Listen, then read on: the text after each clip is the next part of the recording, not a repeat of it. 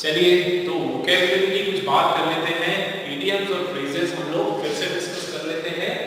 आज के हमारे इडियम्स कुछ देख लेते हैं। फर्स्ट हमारा इडियम है cherry pick situation. Cherry pick situation क्या समझ में आ रहा है बताओ आप लोग भी थोड़ा cherry pick situation. Cherry pick situation का मतलब निकल के आता है कि भैया जो भी ऑप्शन आपके पास अवेलेबल है उसी में से चूज कर लो। Choose from whatever is available. तो चेरी पिक सिचुएशन एक ऐसी परिस्थिति हो जाती है हमारे पास, ऐसी सिचुएशन आ जाती है जिस सिचुएशन में जो भी हमारे पास उपलब्ध है उसी से काम चलाना है, उसी से काम चलाया जाए। तो choose from whatever is available. ठीक है, तो अभी जो कोरोना पीरियड का जो सिचुएशन चल रहा है वो एक तरह से हमारे लिए चेरी पिक सिचुएशन ही हो गई है, जिसमें हमको जो भी मिल जाए, हमको जहां से भी कुछ हमको सोर्स ऑफ इनकम मिल जाए हम मना नहीं करते। तो चेरी पिक सिचुएशन कुछ इसके एग्जांपल इसके देख लेते हैं। देखिए इसका एग्जांपल सेंटेंस हम देख लेते हैं। Having no proper medicine of corona virus, having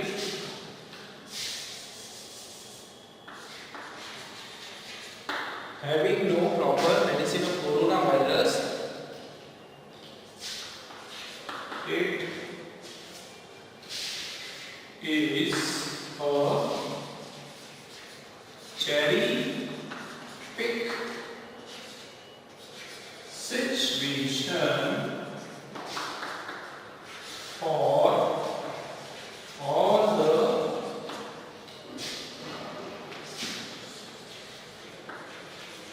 countries now. Having no proper medicine of corona vaccine, अभी तक जो है कोरोना वैक्सीन की कोरोना वायरस की कोई मेडिसिन अभी तक हमने एकदम गारंटी नहीं बना पाए हम लोग। हालांकि अलग अलग जगह रिसर्च चलती आ रही है, लेकिन कोई एक ऐसा गारंटी से हम लोग नहीं बोल पा रहे कि हाँ ये जो वैक्सीन है ये कोरोना को जो है पूरा जड़ से इसका खात्मा कर देगी। तो उस कंडीशन में सभी जो देश हैं वो किस सिचुएशन में है? सभी देशों की हालत कैसी हो गई है? चेरी पिक सिचुएशन हो गई है। चेरी पिक सिचुएशन हो गई मतलब ऐसी सिचुएशन की यार जो मिल रहा है, जहां से एक क्लू मिल रहा है, जो दवाई असर कर रही है इस कोरोना को मारने में, उस दवाई को कुछ मलेरिया की दवाई बना दी, कुछ दूसरे वायरसेस की दवाई, तो जो दवाई असर कर रही है वो मिक्स कर लो, है ना। ऐसी एक सिचुएशन बन जाना जिसमें जो भी हमारे पास उपलब्ध रिसोर्सेज है उसकी मदद कर लेना। ठीक है, उस सिचुएशन को कहा जाता है चेरी पिक सिचुएशन। इंपॉर्टेंट आपका इडियम है ये, ठीक है, नोट करके चलिए दोस्तों, इंपॉर्टेंट है ये। दूसरा वाला हम लोग सेकंड वाला देख लेते हैं। सेकंड हमारा क्वेश्चन है अबो board, A B O B E, अबो B O A R D। तो अबो बोर्ड का मतलब होता है ऑनेस्टली, ठीक है, ऑनेस्टली, ठीक है, ऊपर उठ से, जो नियम कानून है उससे थोड़ा ऊपर उठ के, मतलब एक्स्ट्रा स्टेप इसको कहा जाता है ऑनेस्टली या फिर एक्स्ट्रा स्टेप, है ना। To take extra step, to be honest या ओपनली विदाउट डिसीट, इसके ये मीनिंग्स है। ओ openly without deceit, DECERT, without deceit मतलब बिना कोई भेदभाव के, है ना, बिना भेदभाव के। अब वो बोर्ड से उठकर मतलब हम किसी की हेल्प करने जाते हैं तो हम क्या करते हैं? We must help someone above board, means उसको लीक से एक जो नियम है उससे उठकर, है ना। कभी किसी को हेल्प करने के लिए हमको एक एक्स्ट्रा माइल में जाना पड़ता है, तो जो हमारा प्रोपोगेंडा है वो भी तोड़ के आगे बढ़ना पड़ता है। जैसे हमारे प्रधानमंत्री जी, आपने देखा होगा कि कहीं जाते हैं और कुछ ऐसे चीजें हो जाती है कि किसी का कुछ, जैसे अभी एक सीन था एयरपोर्ट का जिसमें कुछ शायद shoes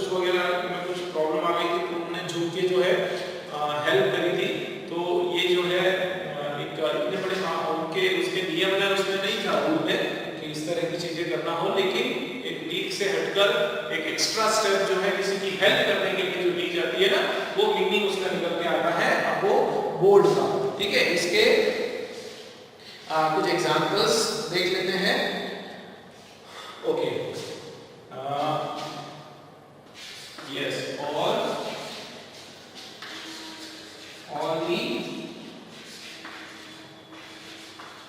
all the judges. Okay, so all the judges in the panel, regarding the judges in the panel regarding the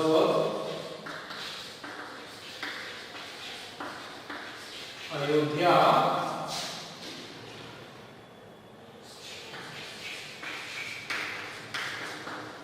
regarding the Ayodhya verdict, regarding Ayodhya verdict were unbiased, and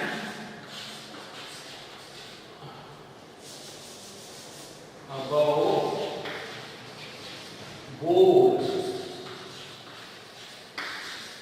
देखो sentence क्या कहता है हमारा, इसका जो sentence हमने बनाया, all the जजेस इन द पैनल, जो पैनल में जितने भी जजेस थे वो सभी regarding the Ayodhya verdict, Ayodhya का जो सुनवाई हुई, जो केस हुआ, उसमें वो सब क्या थे, अनबायस्ड। अनबायस्ड का मतलब है कि कोई बीच में कोई दरकार, कोई उनके बीच में कोई टकराव नहीं था, सबका एक मत, एक सम्मत एक मत उनका था। एंड अबोव बोर्ड मतलब एकदम क्लियर थे, एकदम ईमानदार थे वो, एकदम उन्होंने एक एक्स्ट्रा माइल स्टेप किया, पब्लिक का जो सेंटीमेंट है उसको भी ध्यान में रखा, और ओपन माइंडेड एकदम विदाउट एनी डिसेंट, बिना किसी भेदभाव के उन्होंने वो फैसला लिया। तो ये क्या हो गया आपका अबोव बोर्ड मतलब एक एक्स्ट्रा माइल होना, एक बिना किसी के दबाव में आके काम करना, वो सारे जो चीजें हैं वो उसको कवर करता है अबोव बोर्ड। चलिए थर्ड हमारा इडियम या फ्रेज देख लेते हैं। वोकैब दोस्तों आपको इंप्रूव करना वो भी बहुत जरूरी है। ग्रामर के साथ साथ अभी हमारा प्रोनाउन सेक्शन हम लोग चला ही रहे हैं, उसके साथ साथ जो है आपका वोकैब बहुत सॉलिड हो जाना चाहिए। वोकैब एक फ्रेज एक देख लेते हैं हम लोग। फ्रेज एक वर्ड है, फ्रेजल वर्ड। फ्रेज में आपका है नंबर 3, हम लोग ले लेते हैं श्रग ऑफ। श्रग ऑफ ये सुना होगा आप लोगों ने। श्रग ऑफ जो है इसका मतलब होता है किसी चीज को क्या करना, इग्नोर करना। श्रग ऑफ मतलब इग्नोर कर देना, उसको टाल देना, उसको एकदम मानना नहीं। ठीक है, तो एग्जांपल देख लेते हैं ये। The Prime Minister of India shrugged off all the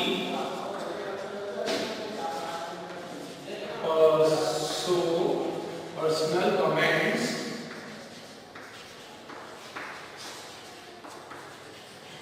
made on him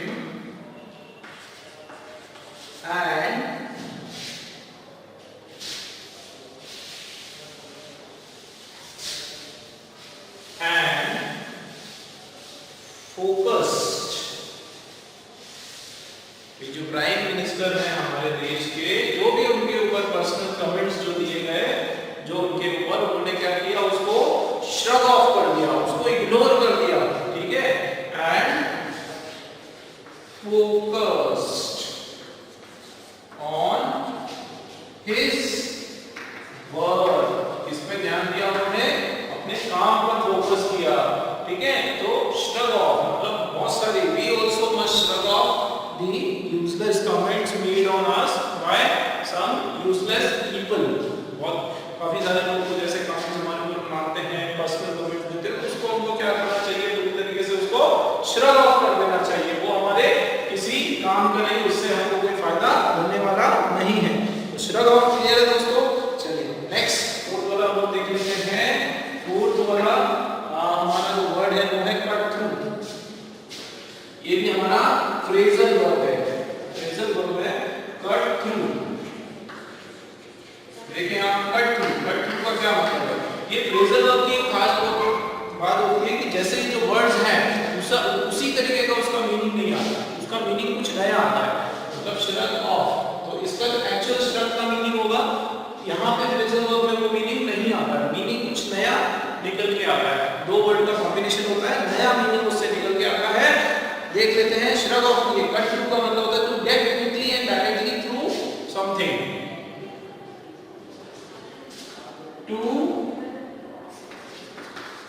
to get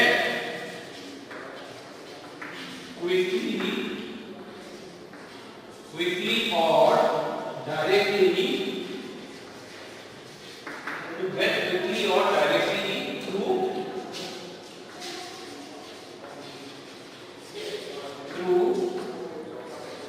to get quickly or directly through or past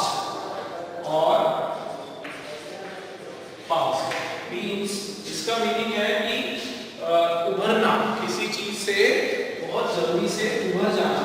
ठीक है, तो ये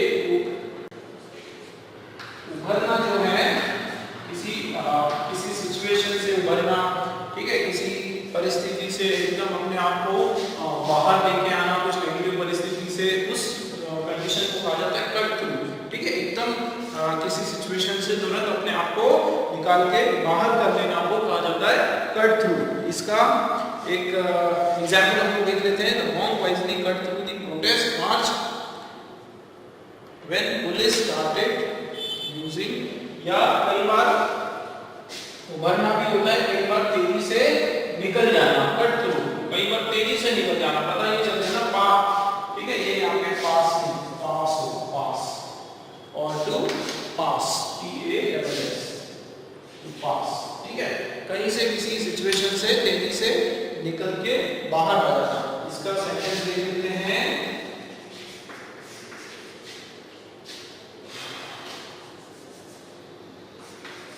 The man cut through the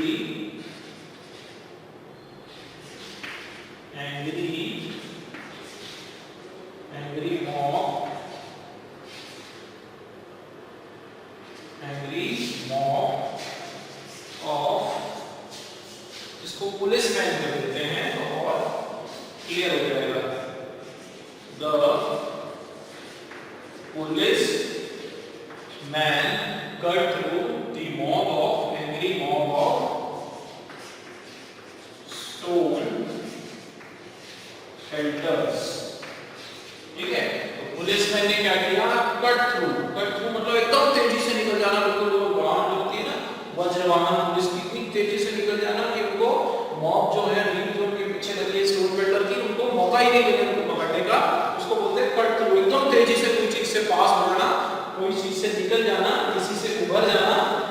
ठीक है, किसी कंडीशन से उभर जाना या वहां से निकल जाना, ये मीनिंग कट थ्रू का निकल कर आता है। ठीक है, तो उससे उभर जाना या निकल जाना। ये था हमारा फोर्थ वाला। आगे देख लेते हैं नेक्स्ट फ्रेज हमारा, देख लेते हैं कौन सा है।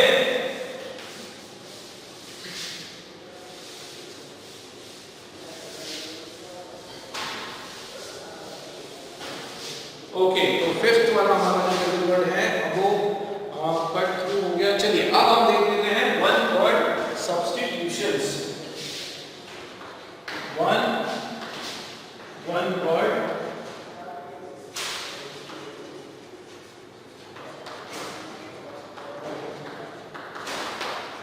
वन वर्ड सब्स्टिट्यूशन आपका जो है उसमें एक ऐसे वर्ड, ये इसमें हम लोग वाले वर्ड्स की बात करेंगे जो एग्जाम पॉइंट ऑफ व्यू से इंपॉर्टेंट है और कई बार आ चुके हैं पिछले कुछ पेपर्स में। एक देख लेते हैं, कैकिस्टोक्रेसी वर्ड है आपका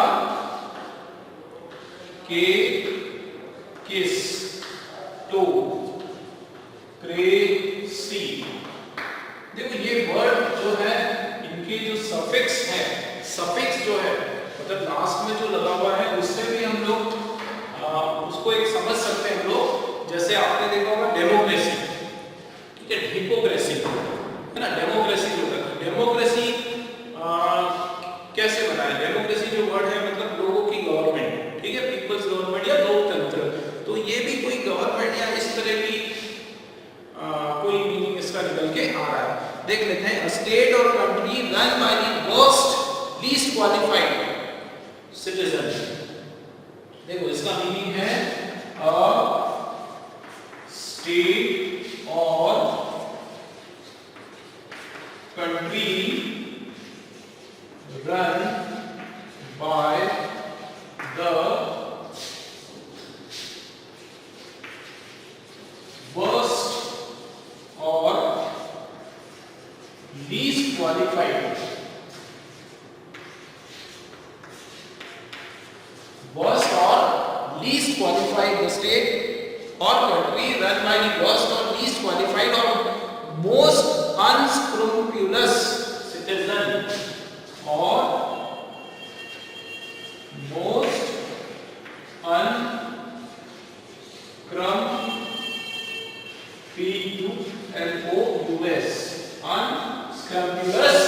citizens।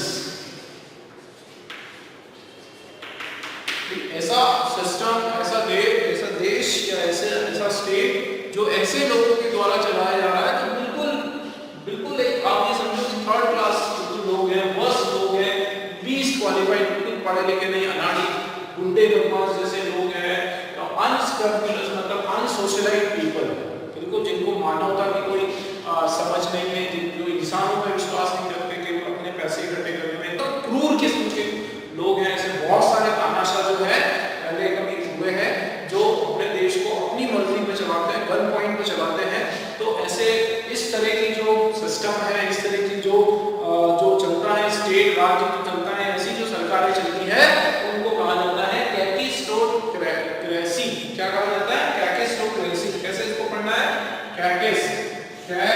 कैकिस्टोक्रेसी, 4 सिलेबल्स, 4 जगह हमको इसमें देख लेना है। कैकिस्टोक्रेसी इंपॉर्टेंट वर्ड है, वन वर्ड सब्स्टिट्यूशन में आपका ये आता है। चलिए आगे देख लेते हैं नेक्स्ट वर्ड हमारा वन वर्ड सब्स्टिट्यूशन में।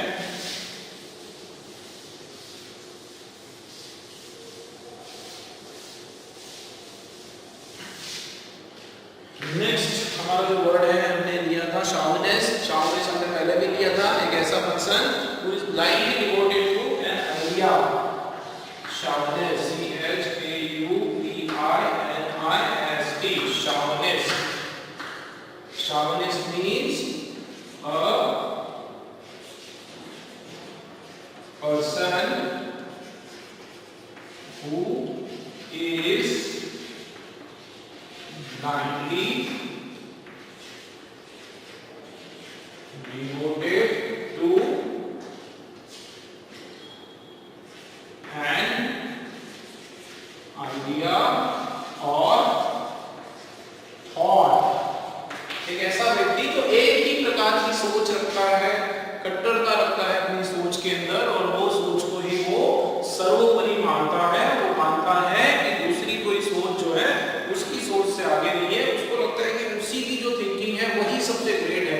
ऐसे लोगों को जो है शॉविनिस्ट कहा जाता है, ठीक है। जो ब्लाइंडली डिवोटेड है अपने आइडिया पे, एक पर्सन जो है वो एग्रेसिव और ये एक्सैजरेटेड पैट्रियोटिज्म, जो एकदम ब्लाइंड देशभक्ति मानते, कट्टरता जिसको बोलते हैं ना, कट्टर सोच जिस प्रकार की मानते हैं, ये कई बार पॉजिटिव सेंस में भी आ सकता है। अपने देश के लिए एकदम मर मिटने को तैयार रहने वाले व्यक्ति को भी हम शॉविनिस्ट बोल सकते हैं, ठीक है। जो अपने देश के लिए बिल्कुल कुछ भी कर गुजरने को तैयार है, वो व्यक्ति भी शॉविनिस्ट कहलाएगा, ठीक है। तो इस तरह के जो व्यक्ति, इसके कुछ सिम्पल्स देख लेते हैं। Chauvinists consider the interference of China and US into our internal affairs।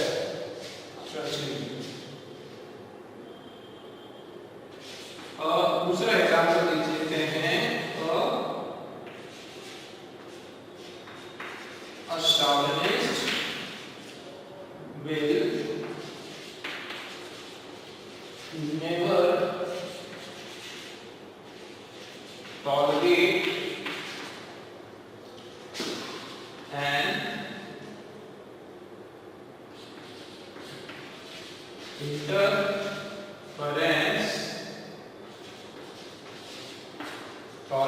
interference of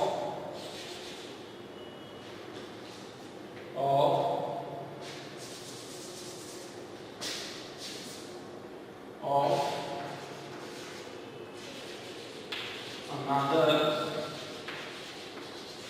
country in our internal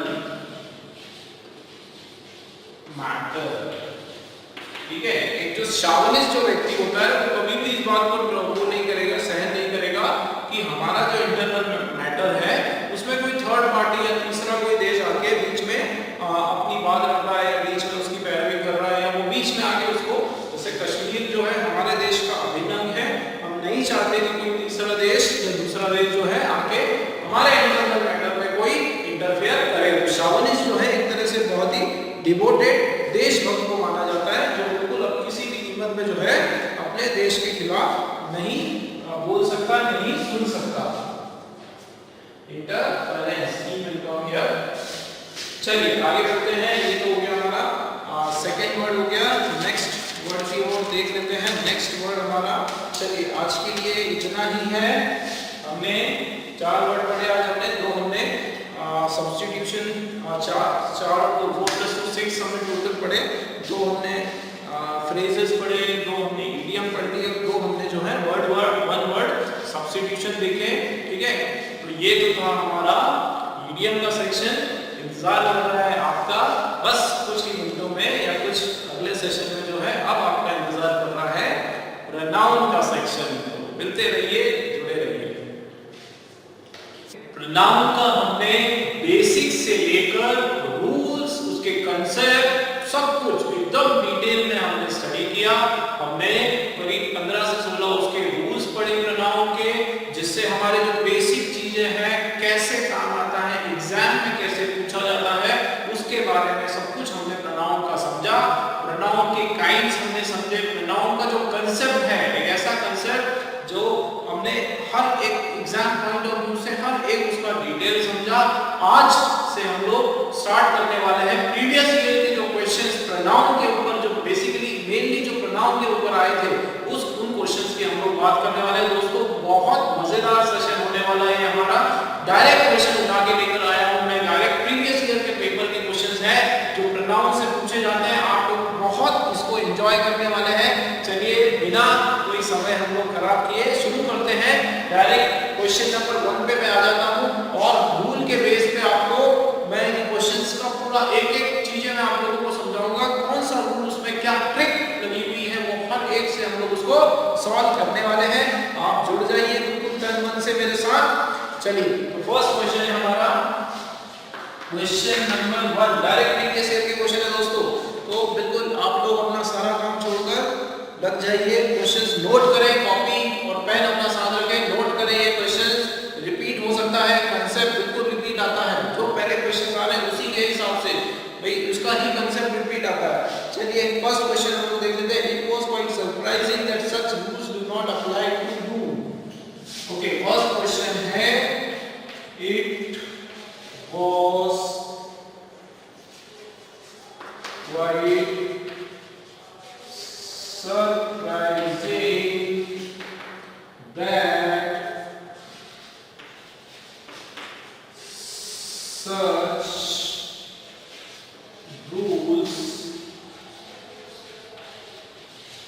it was quite surprising that such rules applied to you and I। एक question को हम लोग solve करते हैं, उसको समझते हैं। ठीक है, एक क्वेश्चन करने के बाद फिर हम लोग नेक्स्ट क्वेश्चन की ओर जाएंगे। देख लेते हैं क्वेश्चन क्या है हमारा। चलिए फटाफट इसको नोट करें, इसका रूल भी हम लोग समझते हैं और इसमें से आपको एरर चलिए ये तो मैंने आपको हेडिंग डाली हुई है कि भैया इसमें जो एरर है वो प्लूरल के एरर है, लेकिन एग्जाम में तो वो लिखेंगे नहीं कि प्लूरल के एरर है।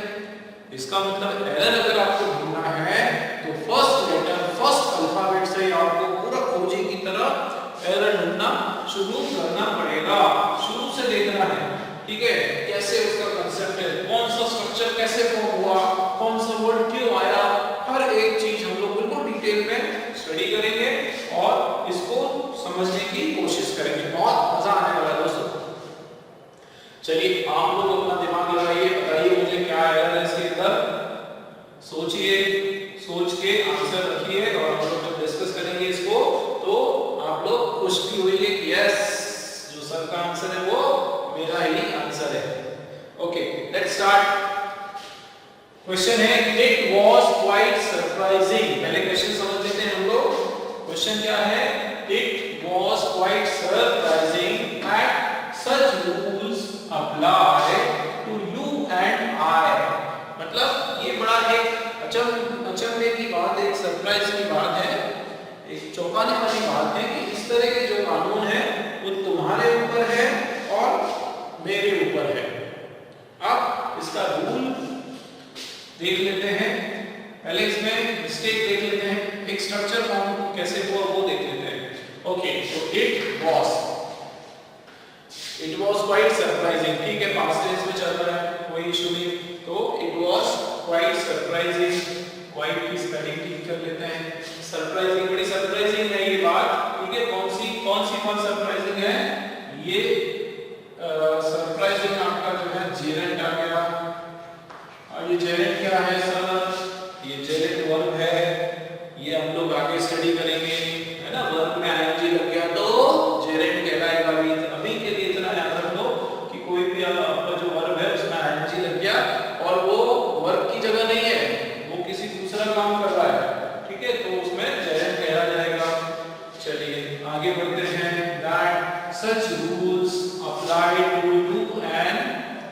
You and I. ये जो रूल है वो अप्लाई करता है यू एंड आई। तो ये आपका ऑब्जेक्ट है, यहाँ पर क्या है आपका? ये ऑब्जेक्ट की जगह पर आपका अगर यहाँ पर प्रोनाउन लगा हुआ है तो ये आपका ऑब्जेक्टिव केस कहलाएगा। ये क्या कहलाएगा? ऑब्जेक्टिव केस कहलाएगा। और अगर ऑब्जेक्टिव केस कहलाएगा तो फिर ये सब्जेक्ट कहां से आ गया? ठीक है, सब्जेक्ट नहीं होगा, ये हो जाएगा मी। क्या हो जाएगा? मी, क्योंकि ऑब्जेक्ट की जगह है तो ये मी हो जाएगा। इसको कैसे पहचाने? चलिए तो रूल क्या कहता है, रूल लिख लेते हैं हम लोग कि जनरली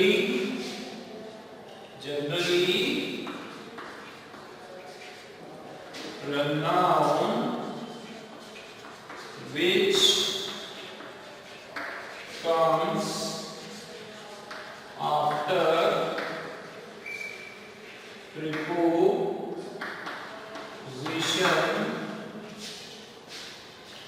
are of